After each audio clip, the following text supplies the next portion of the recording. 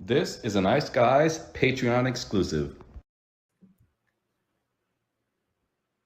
Welcome to another Ice Guys Patreon exclusive, and this is the official beginning of something we have not done before here at the Ice Guys, but we are doing it for the very first time this year for our Patreon members at patreon.com/iceguys, and we thank you for being a Patreon member and subscriber for $10 per month. We are providing 32 teams in 32 days, starting right here on September the 1st. And what that is we will be doing 32 NHL team preview videos for the upcoming 2024-2025 NHL season in alphabetical order, and we will get you ready, and we will give you all our thoughts, opinions, any preseason, positions that we've taken with these teams from a betting perspective, and we will be going in alphabetical order, and we will be posting one team video per day starting today here on September the 1st with, of course, the Anaheim Ducks, who are the first team in alphabetical order, and that is what this video will be. We talk Anaheim Ducks,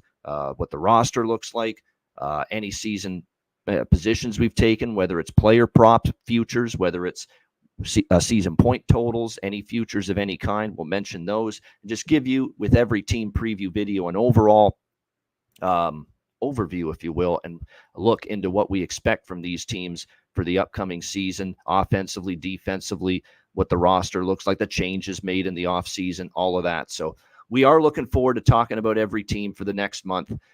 But this will be our first time doing a video here since the events that took place last Thursday into Friday.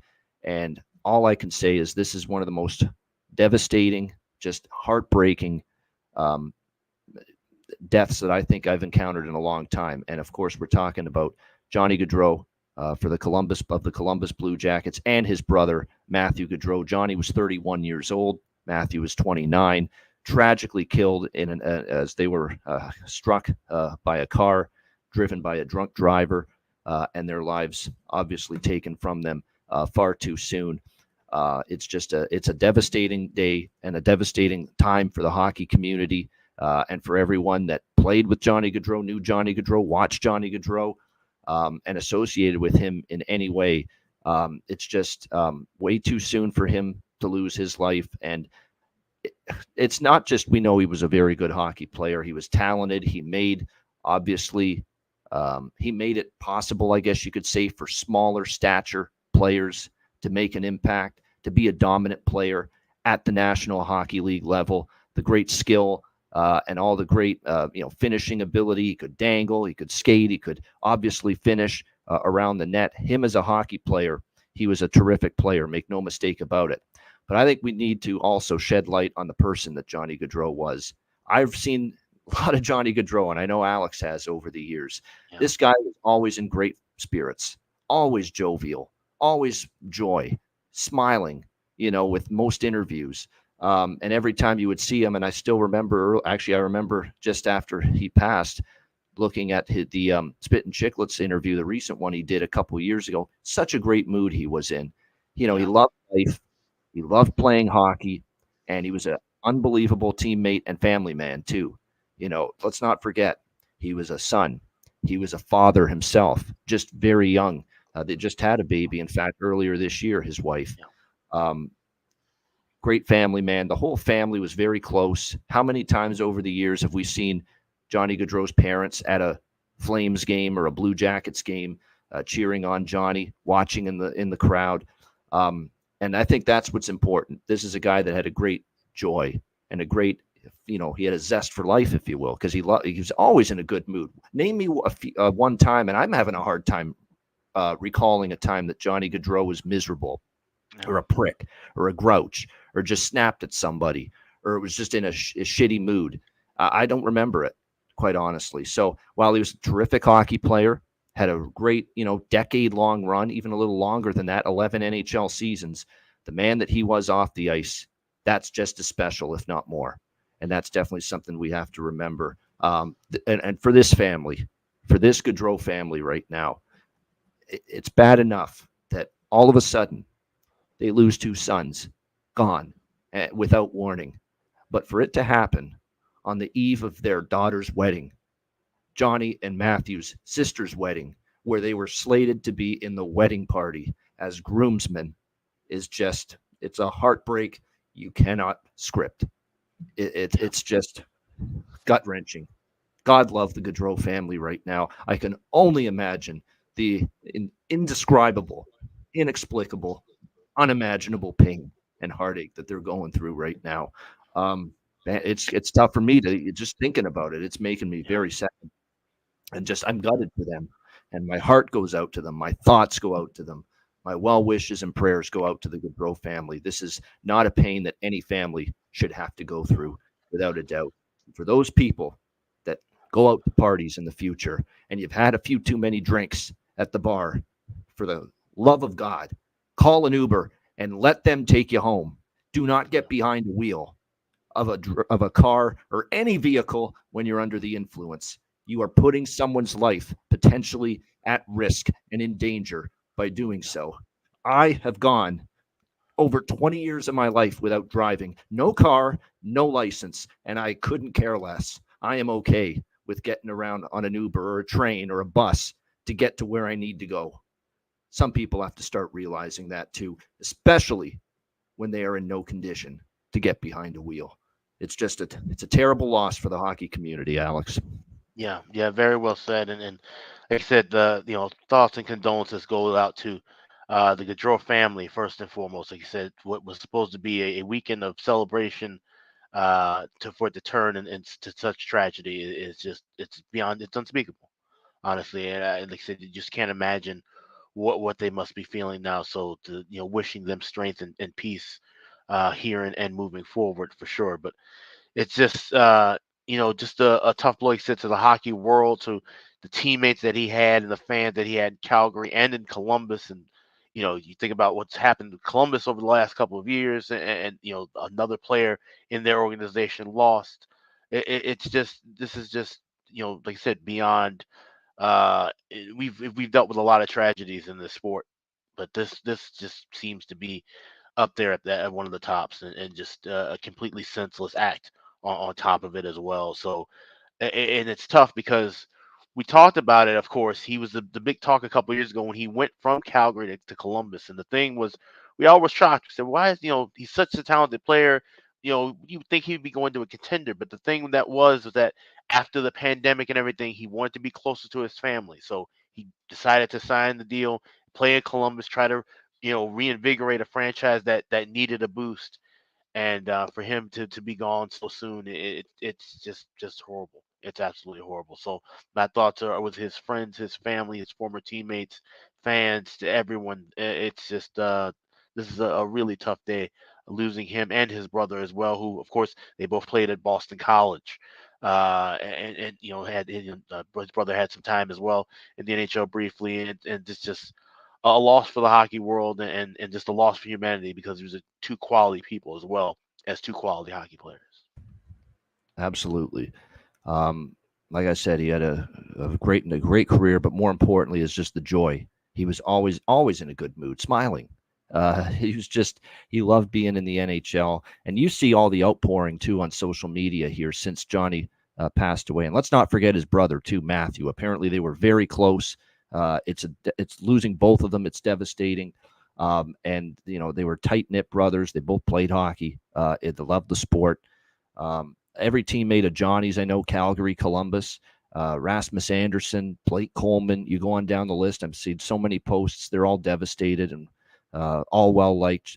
There was a clip too of Sean Monahan on a podcast of some kind just earlier last week before the passing, saying how thrilled he was to be able to get to once again be reunited with Johnny Gaudreau in Columbus and get to play with him, and how close a friend he was of him. Just days before the passing. It's just it's awful. It's sad. I did want to play this clip though. It's probably one of them, a great little tribute here to Johnny, because it's probably one of the biggest goals he scored in his NHL career. And look, this is not the time to talk about it, but I know in the past I said Johnny, his playoff performance up and down, but there's no denying Johnny Gaudreau's the goal here. Even I think our friends Matt and Ryan Robinson can be at peace with me playing this, even though it broke the heart of their team, the Dallas Stars, a few years ago. in the Stanley Cup playoffs. But absolutely, this was one of the biggest goals that Johnny Gaudreau scored, and we figured that we would play it for you here as we unfortunately say goodbye far too soon to the man they call Johnny Hockey. Gaudreau out in front. Lindholm shoots. Save Ottinger. The rebound to Gaudreau. He shoots. And scores! It's over! Johnny Gaudreau wins it in overtime!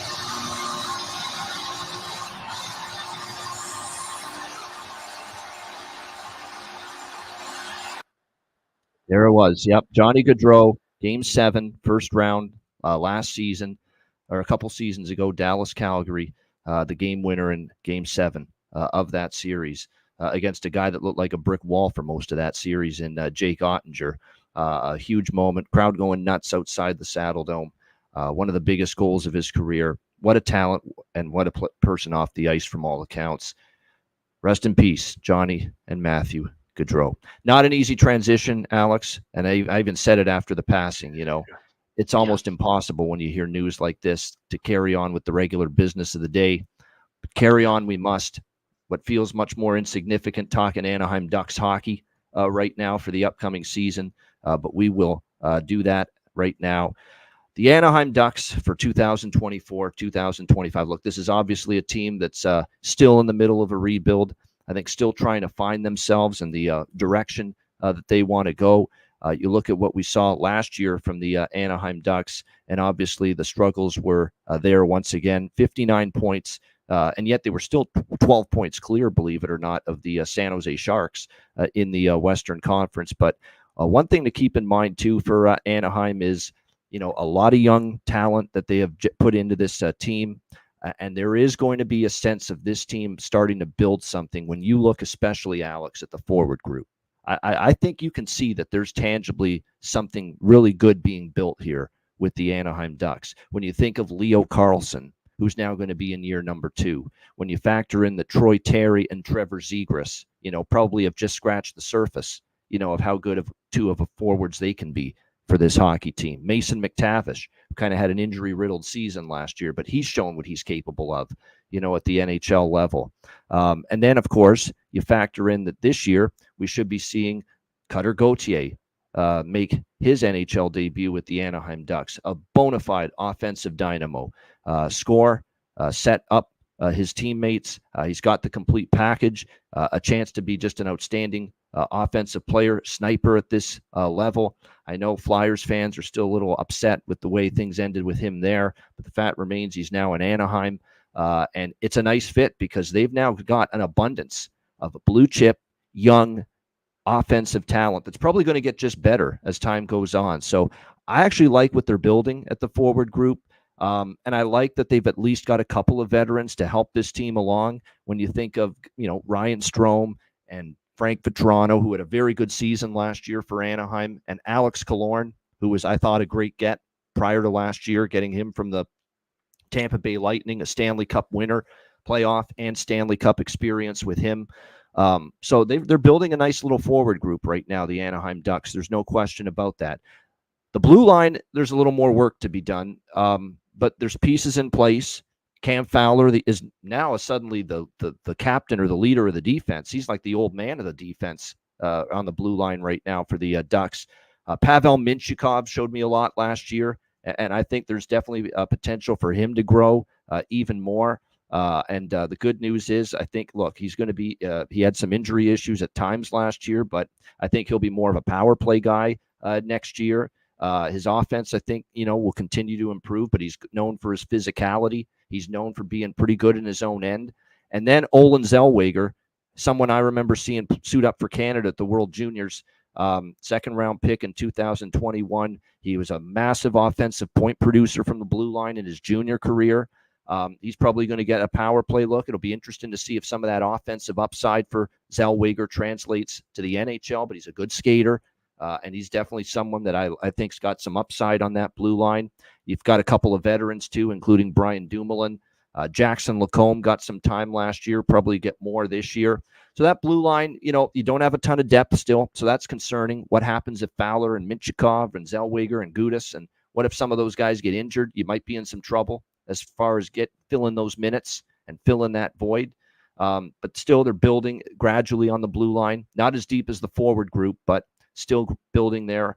I think the key for Anaheim is, and I know Alex has been talking about this for a while, and so have I, we've wanted Lukas Dostal to take over the mantle, right?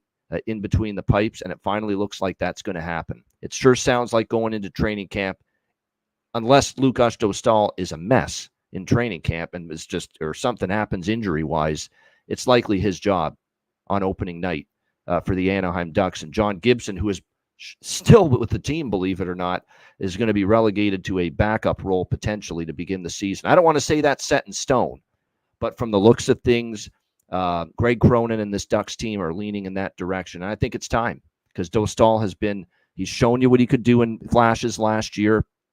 There were games when he would have those 46 save type of performances, keep Anaheim in the game.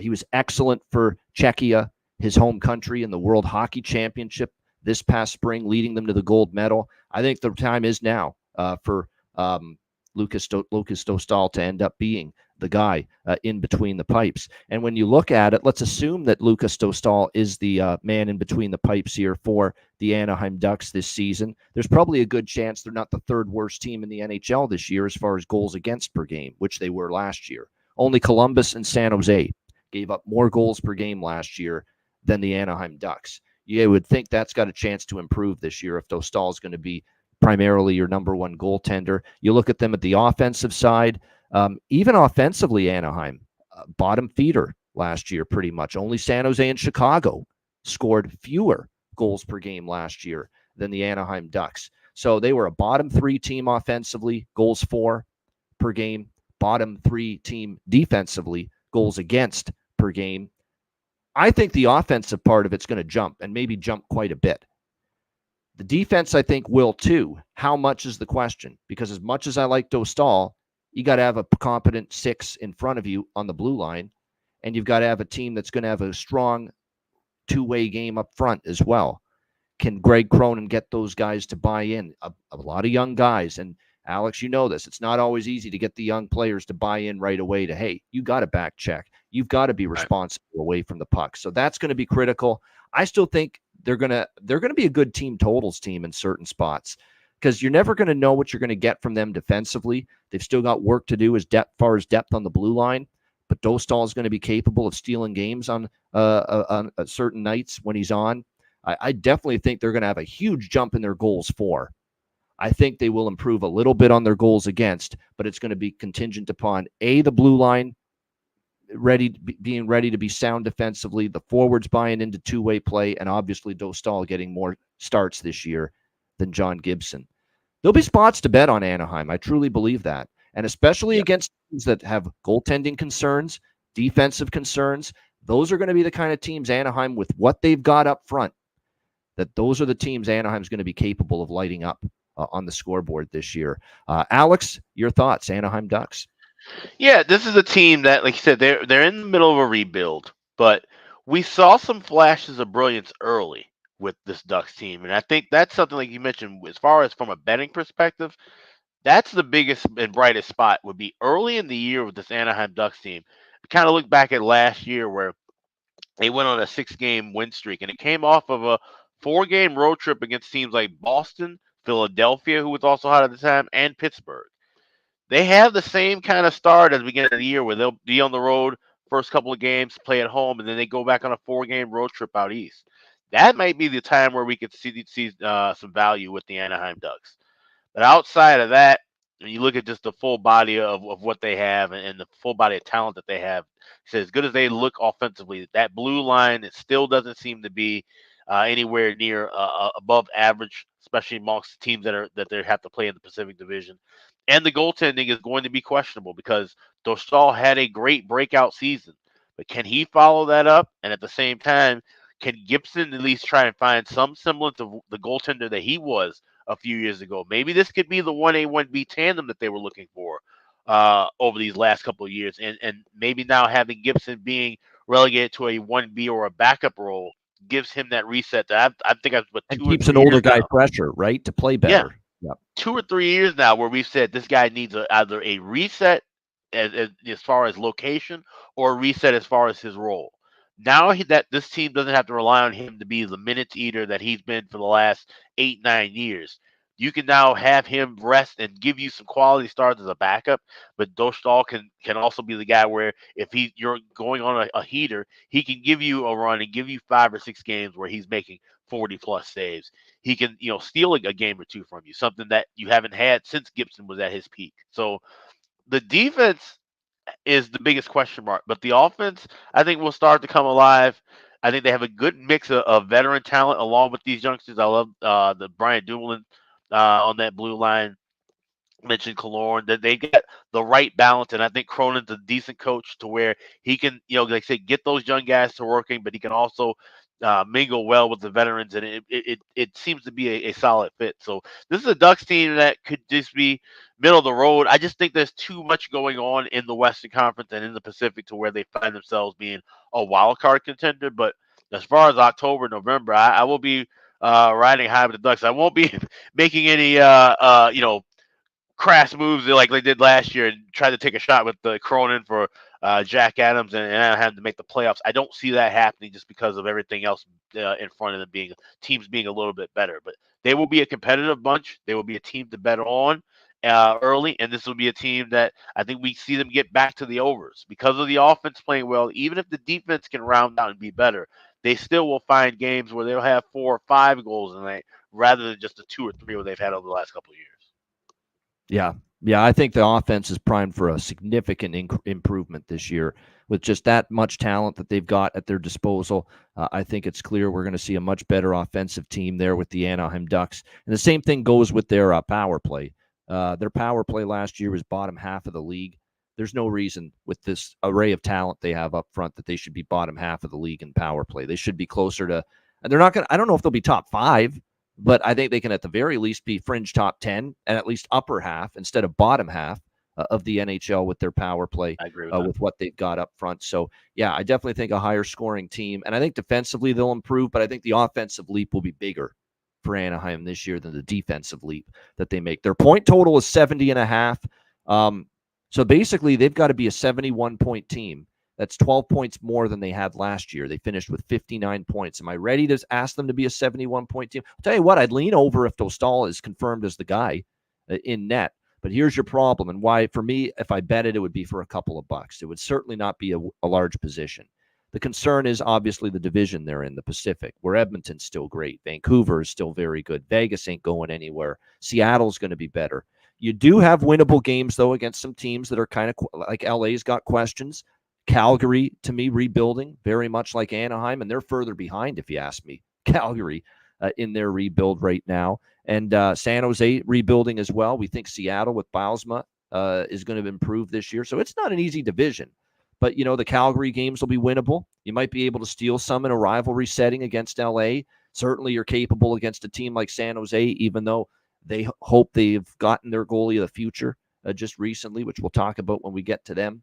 So it's a lukewarm over 70.5, but I'm going to need to see that Dostal's the goalie before I consider anything on that. Other than that, there's not a whole lot I'm looking at as far as futures go. That being said, Cutter, Gauthier, Calder, never know. Never know. Let's see if he gets, if he makes the team, and I expect him to. And if he makes the team, he's likely on the top line, or at least the second line, worst case scenario. He's going to get minutes. He's going to get opportunity. You could do a lot. You could make a lot worse bets in that market in particular, that Calder Trophy market, than taking Cutter Gauthier, as far as I'm concerned. And look, they've got Matvei Mishkov, Macklin Celebrini, who's the number 1 overall pick, of course, to San Jose, Logan Stankoven, who's going to get a full season with the Dallas Stars. They're all right up there as favorites to win the Calder, but Cutter Gauthier is behind them a little bit. To me, I'd rather take plus 550, plus 600 with Cutter Gauthier than I would plus 400 with Mishkov in Philly, or plus 450 with Celebrini. So I don't mind that price there with Gauthier. That's kind of like with Connor Bedard last year. Macklin Celebrini is probably going to have to do a lot wrong not to win it. But at the end of the day, I don't mind plus 550, plus 600 with Cutter Gauthier. Assuming he's going to get the role, I think he will.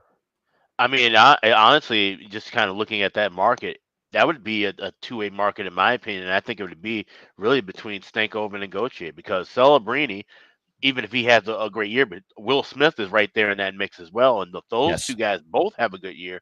We talk about this all the time when you're looking at awards. Guys end up canceling each other out, playing well on the same team. So if they have similar numbers, those two can kind of fall out of the wayside. So if you're looking to make a splash and try to play this market throughout the year, having early positions now on Gauthier and Stankoven and Mitchkov, for that matter, those three, that might be the way to kind of start, and then you can maneuver from there. So that's the only thing, I would look at as far as any kind of future bets go. Now, shop around with that team total, because I'm seeing 70.5 at BetMGM, but then you go to FanDuel, I'm seeing 72. I'm seeing some 71s offshore at Bet Online. So this is a team where we're seeing some varying opinions. If you like that under, look for that 72 at FanDuel. If you like the over, you think they're going to do something, more significant this season, definitely look at BetMGM or anywhere we can find it over 70 now. I look. Do I expect him to win the Vezina? Hell no. But I did 250 to 1 Lucas Dostal, like just because of who he's with.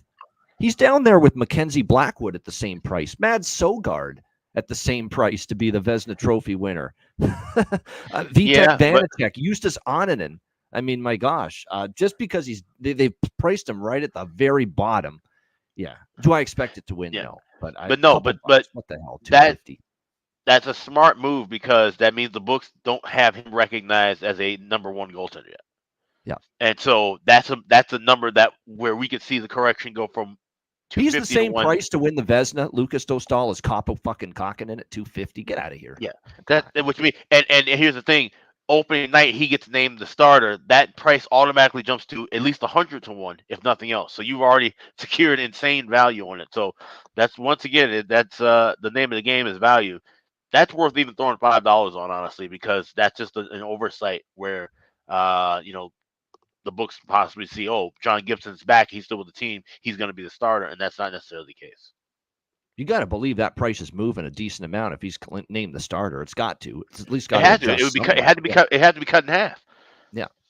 I mean, you won't see him be obviously 25 or 30 to 1, because the team's not that great yet, and we're questionable about the defense in front of him. But 250 to 1, there's no way you make a starter 250 to 1. That instantly goes to at least 100 to 1 if they announce him as the starter anytime now or through training camp or before opening night. I know it wasn't the NHL, but it was still the World Hockey Championship. Last I checked, you send the best players you possibly have available to you that aren't playing in the Stanley Cup playoffs to that tournament, and he played awesome. He was phenomenal in that tournament. Lucas Dostal leading Czechia to gold. So that's why the ceiling is high, at least for me, when it comes to the young goaltender here for the Anaheim Ducks.